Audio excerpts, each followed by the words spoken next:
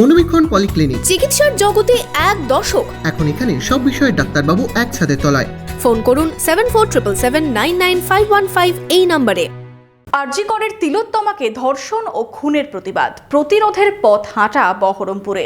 শুক্রবার টেক্সটাইল মোড়ে জমায়েত রাজ্য কোঅর্ডিনেশন কমিটি মুর্শিদাবাদ জেলার। আপনার আনন্দে আমাদের উদযাপন।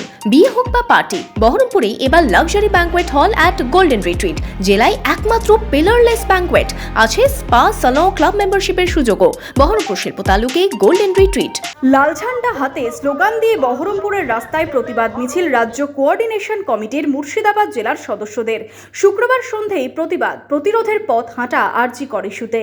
তিলোত্তমার ধর্ষণ ও খুনের প্রতিবাদে প্রতিরোধের পথ হাঁটা শুরু হয় টেক্সটাইল মোড় থেকেই। সেখানেই সমবেত হয়ে পথে প্রতিবাদ এগিয়ে যায় কালেক্টরেট মোড় হয়ে লালদিঘি, সমবায়িকার মোড় থেকে রানীবাগান মোড়ের দিকে। শহরের বিভিন্ন এলাকা পরিক্রমা করে এই মিছিল।